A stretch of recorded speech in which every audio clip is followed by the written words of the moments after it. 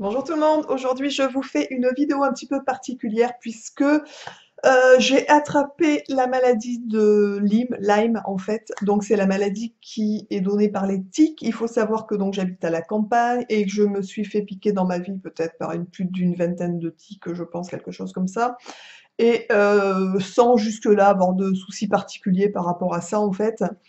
Il n'y a pas très longtemps de ça. Alors je vous parle de ça, ça sera en décalage par rapport entre guillemets à la réalité, puisque les vidéos des fois ont des décalages par rapport au moment où c'est arrivé, puisque c'est arrivé pendant mes vacances cet été, donc au mois d'août. Je vais vous expliquer un petit peu la situation et ce que j'ai mis en place derrière. Je fais cette vidéo, alors non pas pour parler de ma maladie, enfin entre guillemets tout le monde peut s'en foutre, on est d'accord, on a chacun nos petits soucis, mais c'est surtout et avant tout pour permettre aux gens qui ont cette maladie d'avoir des petites infos, on va dire condensées, de ce que moi j'ai pu avoir assez rapidement. Et je pense ce qui m'a, entre guillemets, ce qui va peut-être me permettre de ne pas avoir la maladie de Lyme chronique. Et là, c'est la catastrophe pour les gens qui l'ont en fait. Donc voilà, donc comment ça s'est passé quand on est parti en vacances? Donc je m'étais fait piquer en haut de la fesse en fait par une tique. Il y avait quelques temps de ça, peut-être 3 semaines avant que ça apparaisse. Et pendant les vacances, en me lavant, j'ai vu dans la glace que j'avais une petite tache rouge à l'endroit où je m'étais fait piquer, qui devait être grosse comme ça, enfin petite, qui était déjà bien grosse quand même. Et sur le coup, je me suis dit, mince, qu'est-ce que c'est? J'ai dû me faire piquer par un insecte, un moustique, j'en sais rien, ça me grattait pas, j'avais aucune sensation de brûlure, de gratouille ou quoi que ce soit. Mais je me suis dit que c'était sûrement un insecte qui m'avait piqué tout simplement. Donc j'en ai pas fait de cas, on va dire ça comme ça. Le lendemain matin, je me réveille, je prends ma douche et je vois dans la glace que ma tache était grosse comme ça. Donc elle avait déjà excessivement augmenté par rapport à la tache que j'avais la veille. Là, je me suis dit, oups, c'est quand même bizarre que la tache grossisse autant. Et je crois que c'était le troisième jour, quelque chose comme ça. La tache était grosse comme ça. Donc là, j'ai dit, il faut quand même que j'aille voir au moins à la pharmacie, puisque alors je n'avais pas de, ça ne me grattait pas, je n'avais pas de douleur non plus particulière, sauf que autour, j'étais très rouge et donc enflammée, on va dire ça comme ça. Et quand j'appuyais dessus, ça me faisait un petit peu mal, mais c'est très léger. Franchement, j'avais pas du tout de sensations désagréables à ce niveau-là. Et donc, je suis allée à la pharmacie, donc dans le village où nous étions en vacances, et la pharmacienne m'a dit non, non, ah oui, ça c'était le deuxième jour en fait. Et donc la pharmacienne m'a dit non, non, c'est une piqûre d'abeille, de guêpe ou quelque chose comme ça. Bon, je me suis dit ouf, super, c'est pas la maladie de Lyme en fait, hein. Mais du coup, donc le lendemain, je me réveille et c'est là où la tache était grosse comme ça. Là, je me suis dit, il y a un souci quand même, c'est pas normal. Et puis, si ça avait été entre guillemets une guêpe ou une abeille, je pense que quand même, je l'aurais senti. Enfin, c'est des piqûres qui font extrêmement mal quand même pour en avoir eu une fois dans ma vie. Et alors que là, je n'avais rien senti. Enfin, je n'avais aucune sensation en fait. Du coup, j'ai téléphoné à un médecin, puisqu'en farfouillant sur internet, j'avais vu que les érythèmes migrants, donc ça s'appelle comme ça, un érythème migrant, en fait, c'est caractéristique à la maladie de Lyme, en fait, tout simplement. Donc j'ai filé en urgence, entre guillemets, voir un médecin, puisqu'il faut savoir que quand on a cette tache qui apparaît, c'est une chance vraiment, c'est bizarre de dire ça, mais j'ai eu cette énorme chance d'avoir cet érythème migrant qui est apparu à l'endroit où je m'étais fait piquer, puisque si ça n'apparaît pas, d'ailleurs dans plus de 60% des cas, ça n'apparaît pas, ou même plus peut-être. Donc les gens sont infectés par la maladie de Lyme et ne le savent pas, donc ne sont pas traités à temps, en fait, tout simplement. Et après, on passe au stade 2, 3, et là, on peut quasiment pas plus rien faire, rien n'est impossible. Il y a des gens qui reviennent de la phase 3 et qui vivent très bien, mais c'est extrêmement compliqué. Il faut savoir que c'est une maladie qui est extrêmement, comment on pourrait dire ça, pénible à vivre, puisque c'est l'équivalent du lupus, donc de la maladie que j'ai déjà, de la fibromyalgie, des comment on appelle ça, des gens qui ont des rhumatismes sans arrêt. Enfin bon, ça, il y a beaucoup de symptômes par rapport à cette maladie. On peut avoir énormément de symptômes différents. Et donc, au niveau des médecins, il la diagnostique très mal, voire pas du tout en fait, hein. Donc voilà. Donc j'ai eu cette chance-là, le médecin m'a dit oui, effectivement, c'est un érythème migrant. Il voulait même appeler les jeunes stagiaires, enfin les jeunes, comment on appelle ça, les jeunes internes qui étaient dans les alentours pour montrer mes fesses parce qu'ils en voyaient sûrement pas assez souvent. Et donc j'étais le cas clinique idéal en fait. Voilà, donc ils m'ont dit oui, il y a aucun doute, vous avez la maladie de Lyme en fait. Donc antibiothérapie. Donc il faut savoir que quand on a une antibiothérapie, quand on est à la phase 1 et 2 de la maladie, il y a de fortes chances qu'à 90% je crois de chances que la maladie, on arrive à l'enrayer en fait avant qu'elle, devienne chronique. Donc j'ai cette chance-là, donc j'espère maintenant avoir ce que ça va donner. Voilà, donc le médecin m'a donné, pour tout vous dire, 3 grammes d'amoxicilline puisque il y a 2 antibiotiques qui sont efficaces dans la maladie de Lyme en fait. Donc moi, il m'a donné de l'amoxicilline qui est comme ça. D'ailleurs, sur la notice de ce cachet, il y a les doses à prescrire pour la maladie de Lyme en fait. Voilà, en sachant que moi, il m'a prescrit 3 grammes par jour pendant 14 jours.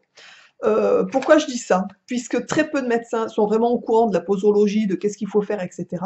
Dès que je suis rentrée à la maison, en fait, donc j'avais déjà commencé mon traitement d'antibio pendant 3 jours, j'étais à mon 3e jour, j'ai farfouillé sur internet à fond, je suis allée sur des réseaux sociaux, notamment Facebook, là où j'ai un compte, où j'y vais assez régulièrement. Je me suis inscrite, je vous le dis, puisque si ça vous arrive, franchement, allez vraiment sur cette page sur Facebook. La page s'appelle Lyme Borréliose France. Je noterai sous la vidéo, de toute façon, les liens des choses que je peux vous mettre sous la vidéo pour que ça puisse vous aider. Sur cette page Facebook, j'ai exposé mon cas en disant que j'avais eu un érythème migrant pendant les vacances et que le médecin que j'avais été voir m'avait donné 3 grammes par jour, etc. Et beaucoup de personnes qui sont plus ou moins spécialisées, entre guillemets, Lyme sur cette page, m'ont dit, au secours, va vite voir ton médecin parce que 3 grammes par jour pendant 14 jours, c'est Lyme chronique assuré en fait. Voilà, donc attention aux médecins.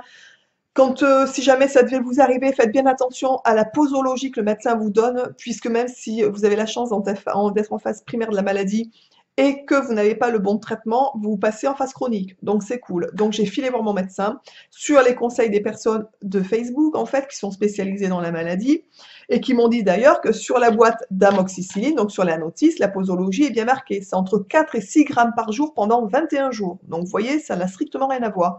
Donc j'ai téléphoné à mon médecin, je lui ai dit, écoutez, il faut absolument que vous me preniez en urgence, puisque la posologie qu'on m'a donnée ne me va pas du tout, il faut m'augmenter les doses, quoi.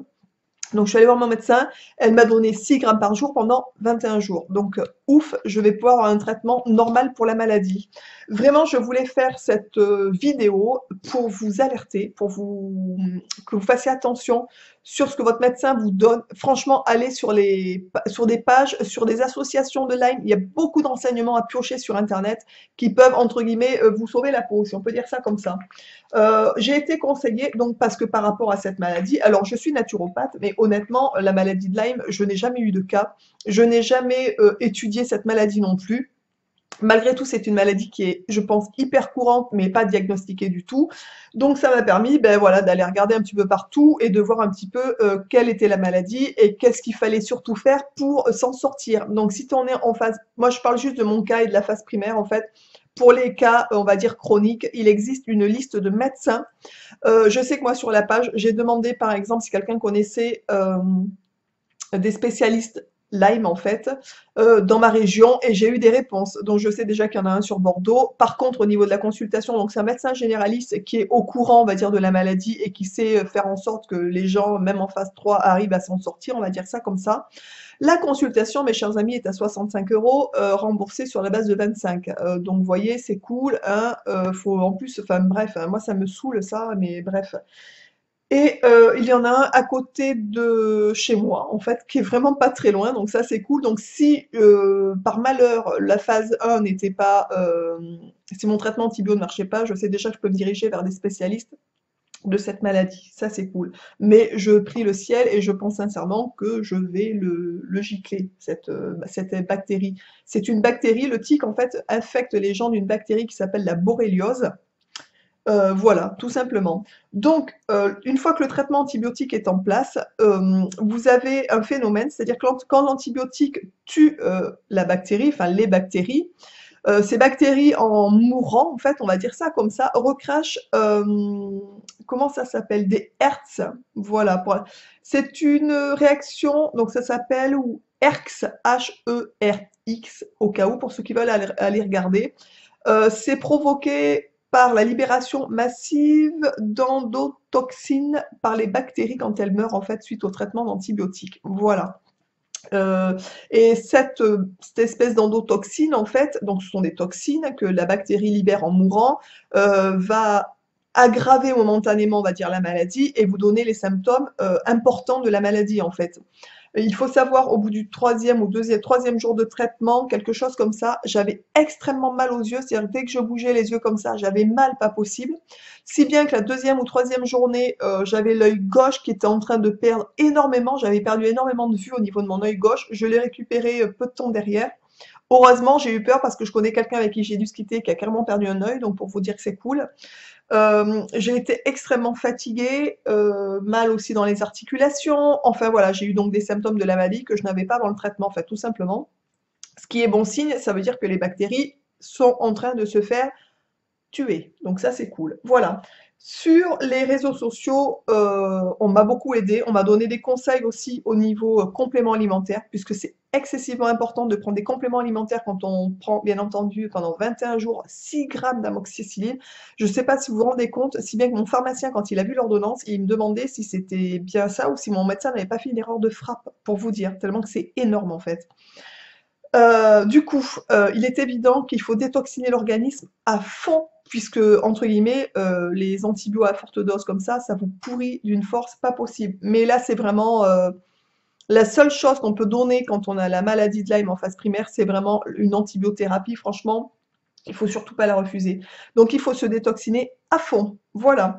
Je connais quelqu'un qui s'appelle Paula, que je remercie, qui m'a indiqué aussi la teinture mère de Carder. Donc je ne connaissais pas du tout. Donc c'est pour ça que je fais cette vidéo, pour vous parler en fait de ce genre de choses. La teinture mère de Carder, c'est une teinture mère qui est dépurative. Ça permet en fait d'enlever les toxines, de faire marcher un petit peu les émonctoires, etc. Et ça permet donc et surtout de moins morfler sur les herx qui arrivent en fait. C'est-à-dire que les symptômes sont beaucoup réduits et on ne souffre beaucoup moins. Franchement, je prends ça, au début il faut prendre quelques gouttes et augmenter petit à petit, mais c'est hyper efficace. Donc je vous le conseille fortement si un jour vous avez ou que vous connaissez quelqu'un qui a la maladie de Lyme, franchement, conseillez-lui fortement cette,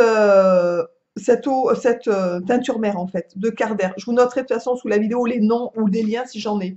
Ensuite, il faut absolument détoxifier le foie, puisque il est chargé grave pendant cette période. Il y a une dame qui est sur la page donc Facebook que je vous ai indiqué qui m'a conseillé. Donc il faut aussi prendre des probiotiques, ce qui paraît évident. Faites attention aux probiotiques que vous achetez. Beaucoup de probiotiques ont très peu de souches. Pour ce cas-là, il faut vraiment qu'il y ait au minimum 21, c'est des millions de souches, quelque chose comme ça. La dame m'a fait commander aux États-Unis sur le site iHerb deux compléments, un pour le foie et un pour les probiotiques. Donc j'ai commencé avec des probiotiques que j'avais à la maison, je prenais 3 cachets le soir pour arriver à 21 souches et je me réveillais à 5 heures le matin pour en prendre 3 autres, pour vous dire, pour que ce soit assez éloigné de la prise d'antibiotiques, bien entendu. Ceci évite le développement des bactéries, voilà, tout simplement, puisqu'on peut choper la candidose, etc., etc. Donc ça permet vraiment de moins morfler au niveau intestinal et au niveau digestif, etc. Donc, elle m'a commandé deux produits probiotiques 55 millions voilà, de souches, je pense, hein, si je ne me trompe pas. De culture active par capsule. Voilà, donc c'est vraiment un super bon produit. C'est un super bon probiotique, surtout dans ce cas-là. Je vous noterai le lien de ces produits aussi sous la vidéo pour ceux qui ont envie. Et elle m'a conseillé aussi ce produit-là qui est spécifique, pardon, pour la détoxination du foie. Donc c'est Torn, toujours sur le site iHerb. Je vous noterai, je vous dis les liens pour ceux que ça intéresse. Ensuite, j'ai eu énormément de chance puisque j'ai reçu d'un partenariat, mais juste avant de savoir que j'avais la maladie de Lyme en fait, de la marque de la marque Léa Nature. C'est un détoxifiant en fait qui est comme ça, Super Détox 5 émonctoires. Donc il est à base de thym, de chicorée, artichaut, curcuma, gingembre, bardane et romarin. Alors pour tout vous dire au niveau du goût, c'est dégueulasse, c'est le mot, c'est pas bon, voilà. Mais personnellement, je m'en fous. Enfin, c'est pas non plus imbuvable, quoi, hein. Ça a pas un goût, c'est pas imbuvable. Alors, ça a pas un goût d'un chocolat chaud, on est d'accord, mais ça a pas un goût non plus, enfin voilà, quoi. Bien sûr, l'artichaut, c'est quelque chose d'assez amer. et c'est ce qui permet justement de détoxifier le foie, etc. C'est un produit qui est détox pour les 5 émonctoires. Donc en complément de ce que je prends déjà, c'est parfait. Donc je prends 2 cuillères à soupe de ça le matin, à jeun bien sûr.